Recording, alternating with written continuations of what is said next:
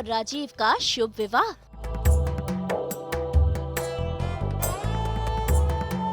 राजीव ने भरी परी की मांग, पहनाया अपने नाम का मंगलसूत्र।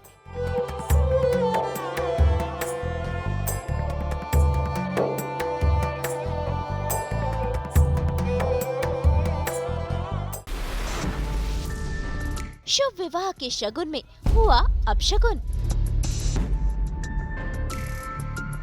कलर्स के सीरियल परिणीति में फाइनली शादी के बंधन में बंध गए हैं परी और राजीव।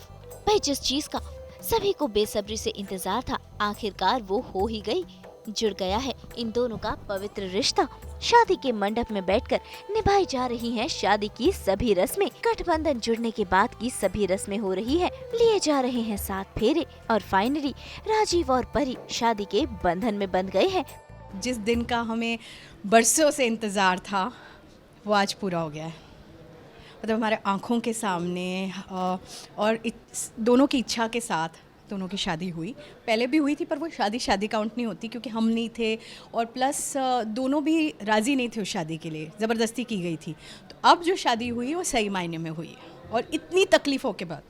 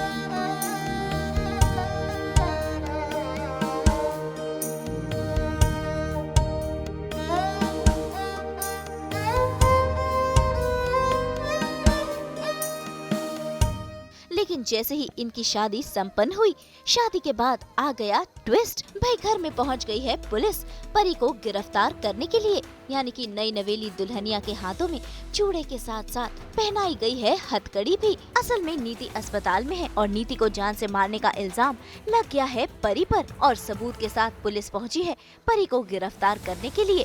ऐसे में परी और राजीव अपनी बेगुनाही साबित करने की काफी कोशिश कर रहे हैं, लेकिन ये सारी कोशिशें हो गई हैं नाकाम।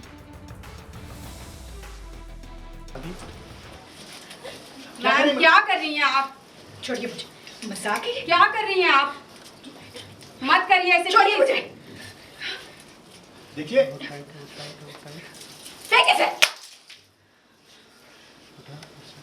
आपने हथकड़ी क्यों फेंकी? हाँ फेंकी। मेरी बेटी की अभी अभी शादी हुई है। इसके हाथों में शादी का चूड़ा है।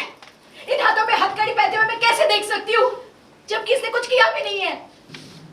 आप मेरी माँ की उम्र की हैं, इसीलिए आपसे बड़ी तमीज से पेश आ रही हैं। एक मिनट, आप लोग जो जहाँ हैं वहीं खड़े रहिए, वरना इसके साथ सबको उठा के जेल में डाल दूंगी। जानते नहीं हैं आप तो मुझे। प्लीज। मैम, मैं उसे मार नहीं रही थी, मैं उसे बचा रही थी। ऐसे कौन बचाता है? देखिए मैम, परी ना नीति को कभी भी नुकसान पहुंचाने की कोशिश नहीं करेंगी। ये दोनों तो बहनें हैं, इन दोनों में एक दूसरे की जान बसती है और ये सच में ना नीति को बचाने की कोशिश करेगी। एक सेकंड छोड़िए प्लीज। देखिए मैं बताता हूँ आपको हुआ क्या था। मैं और परी जब गुफा से निकल रहे थे तो हमने पानी में खून देखा था।